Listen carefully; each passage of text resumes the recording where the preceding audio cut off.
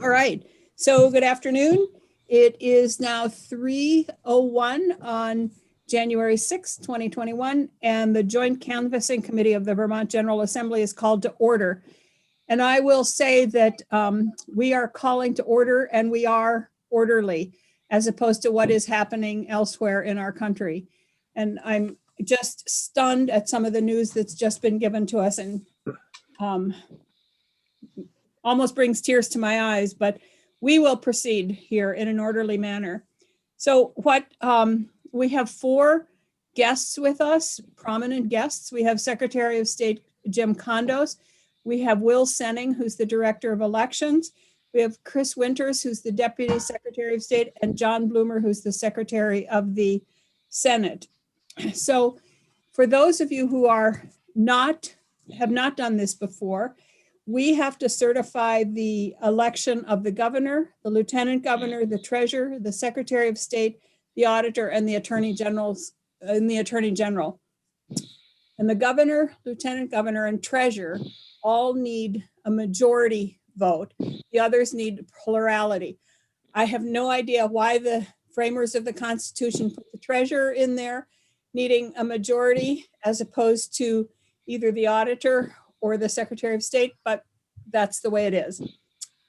So in our Constitution, and if any of you don't have this handy dandy little book yet, just ask the Secretary of State for it and he'll get you one. It's worth carrying with you wherever you go. Thank you there, Representative Morgan. In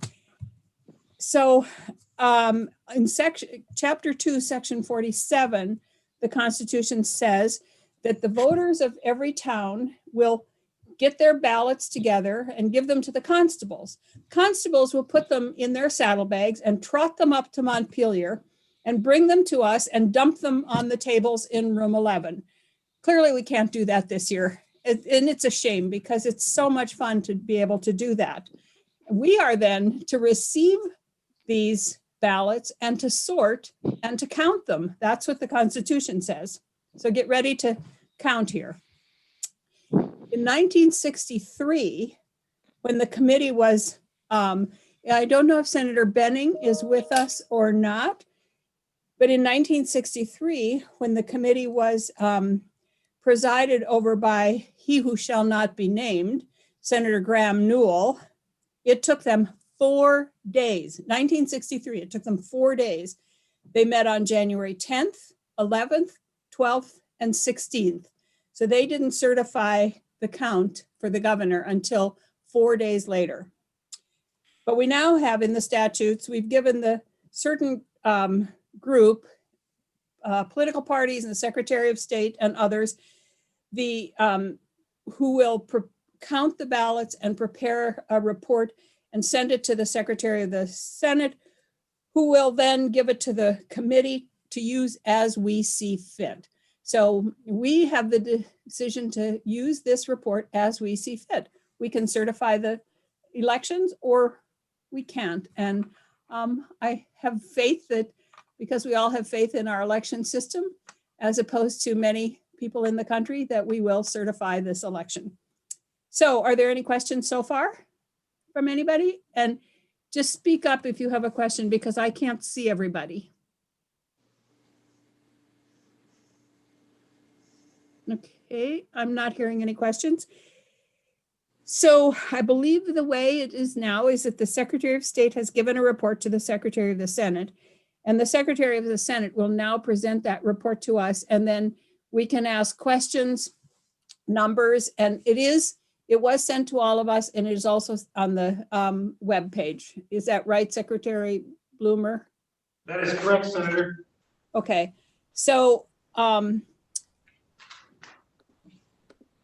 okay, so I'm going to turn it over to and a couple of years ago, there were a couple of mistakes that were found, and Representative Donahue and Representative Murphy did some quick adding of numbers, and they made some corrections, and counting ballots is always hard, and then there's blank ballots, spoiled ballots, all kinds of things. But so we will now turn it over to the Secretary of the Senate, and then Anybody can ask questions afterwards of the Secretary of State or the Secretary of the Senate. Okay? Does that make sense? Okay. Thank you, Senator. So part of the email with your invitation to participate in this this Zoom broadcast of the canvassing committee meeting, you will find an attachment, which was the draft report, which was forwarded over by the Secretary of State, which has all the numbers, which I will now proceed to go through. For those of you who are, say, following along at home, on the website for the legislature, there's a Senate page, a Senate overview page. We have posted this report on there in a PDF format. So if you want to try to find it and follow along, that's where it's currently located. And so there are, as the senator from Wyndham was mentioning, there are 3 constitutional officers that require a majority. And those are the governor, lieutenant governor, and treasurer. The report that's provided by the Secretary of State carries those 3 first.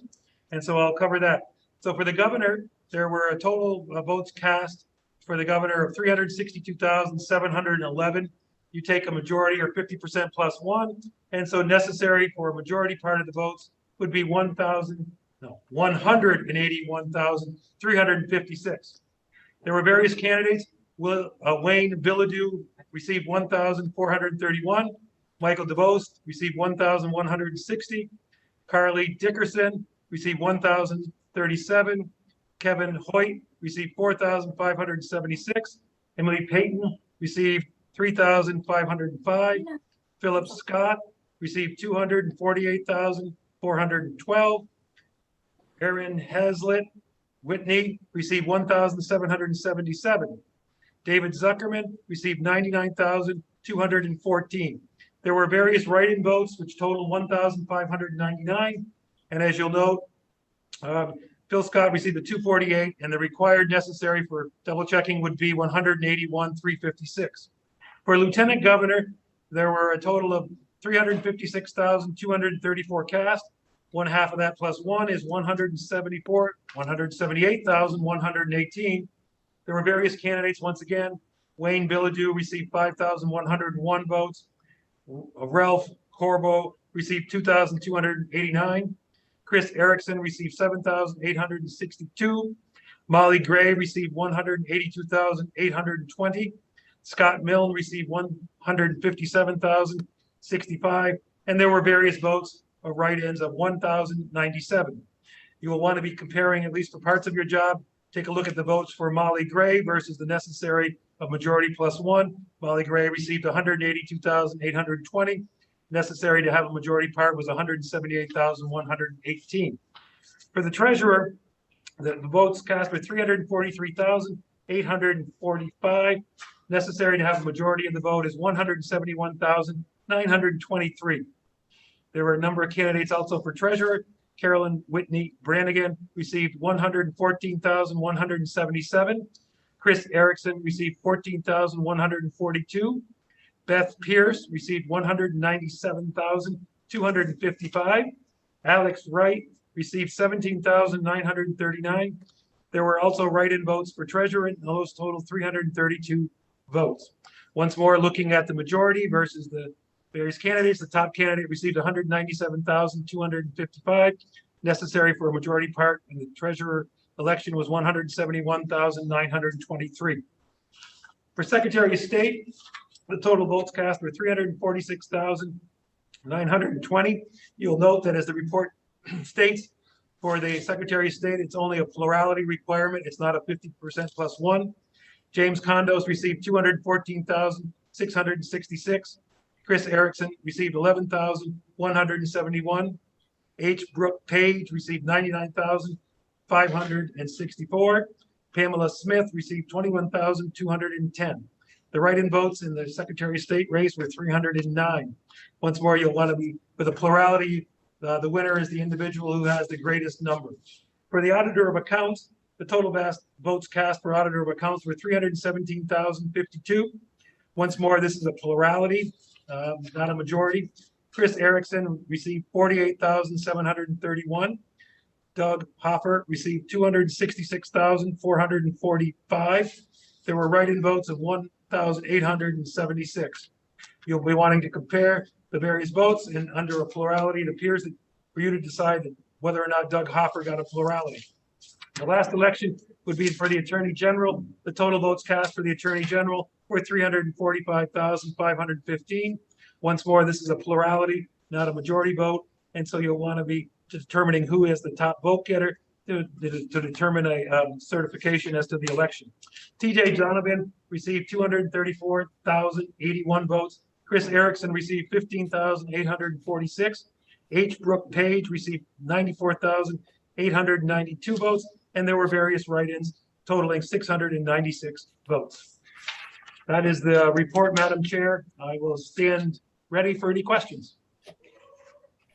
Anybody have any questions, concerns? Representative Shu. Yeah, Shy, that's Yeah. okay. Sorry. Like SHY, and that's actually what it means, just if that makes it easier. Yes.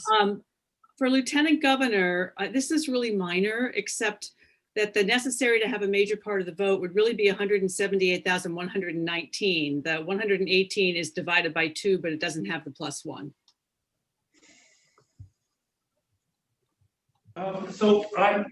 Let's do the math. I mean, there's a 4 at the end, so that would assume it's a 7, but let's do the math and then you could add 1, but I will, Yeah, that's right. It's 17. Never mind. I did it a 6, and that's what my problem was. I did it wrong. You are correct. I stand corrected. Senator White? Yes, Senator Perchlik. Yeah, this might be a question for Secretary Condos or the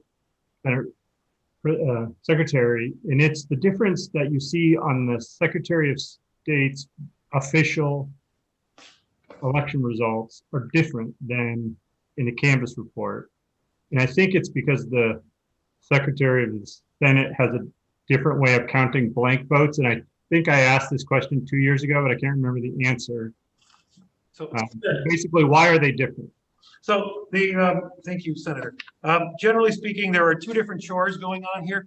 Secretary of State is responsible for counting every ballot that is in the election. And so if you look across on the webpage, they account for all the election ballots. And each election will have the same number of ballots. So there are some ballots that weren't voted. There are some ballots that were overrides. There are blank votes and there are overvotes. When the Secretary of State computes his totaling of percentages, it includes the overvotes and it includes the blank votes. And so those percentages are not the same as the actual number voted. And generally, the position of the legislature throughout history has been you only count votes that are voted or cast. It's no different than if you were in the Senate chamber today. There were 19 senators present.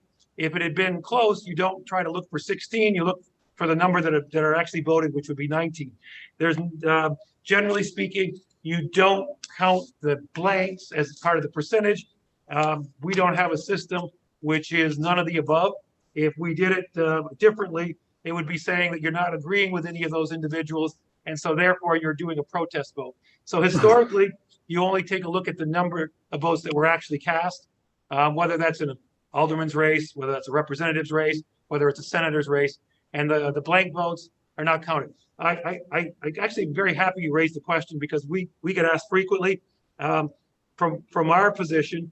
I think the Secretary of State's doing the correct analysis on their website, but for purposes of actually computing who has a majority +1, you would only count the votes that were actually cast, just as if you were on the Senate floor or if you were on the House floor. Secretary Condos, would you like to? I'm actually very supportive of the response that Secretary of the Senate just provided. That is the case. We account for all ballots that are cast, whether they were voted or not on a particular race. And what he said is correct. Good, thank you. Anybody else? I'm trying to watch here.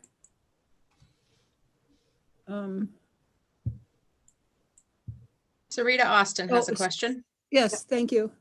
I'm just wondering if before we leave, we maybe could take a moment of silence and pray for the safety of the members of Congress and anybody else who may be in the Capitol building at this time before we leave. I think that's appropriate. Thank you. Mhm. Any other questions, concerns? I don't see any more. Does anybody else? You'll have to speak up because I can't see everybody on my screen. Madam Chair, Who, did I hear somebody? yes, you did, Madam Chair. This is State Oh, Senator it's- Joe Benning. Oh dear, oh dear, oh dear. I was hoping you weren't here. Contrary to popular opinion, I'm actually in the building. Madam Chair, are you able to entertain a motion that we accept the report as presented? Yes, I am. And were you here when I mentioned he who shall not be named, who presided over this in 1963, and it took them 4 days? Yes, Madam Chair, and I will only say to the newbies or the people that don't know who my mentor was, that was State Senator Graham Newell from Caledonia County. And the reason they struggled was they didn't have any Dominion voting machines. Yes. Having said that, Madam Chair, I would therefore move that we accept the report as presented. Does somebody want to? I don't know if we have to second, but let's do it just to be sure. This is Representative Pat. I'll second the motion. Thank you. Okay, so I think the way to do this is just unmute yourselves and we'll, if everybody, I'll just ask for an aye vote and then we won't count them, but then I'll ask for a nay vote. And if we hear any nay votes, then we will count what those are. So all in favor of accepting the report as presented? Aye. Aye. Aye. Anybody opposed?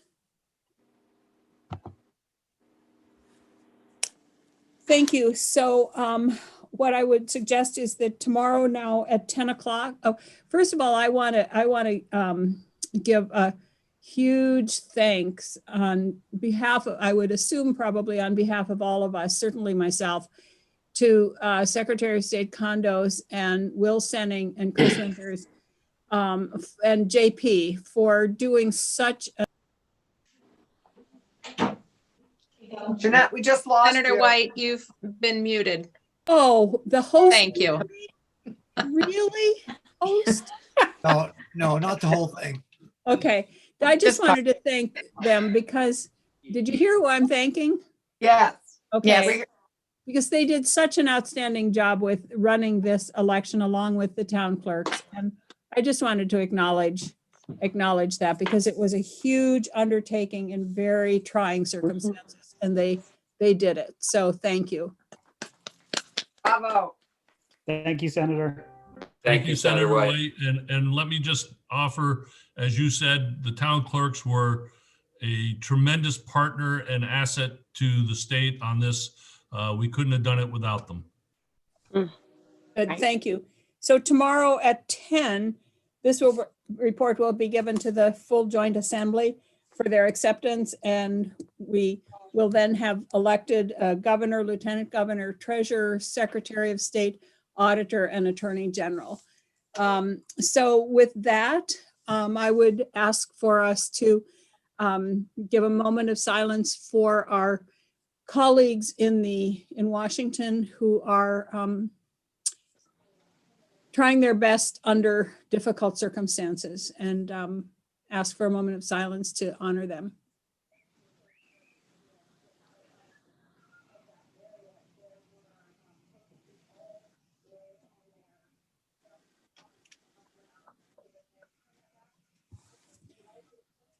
Thank you. And thank you, everybody. See you tomorrow at 10 o'clock. Thank you. Bye. Bye. Bye-bye. Thank you. Nice to see you. Bye all.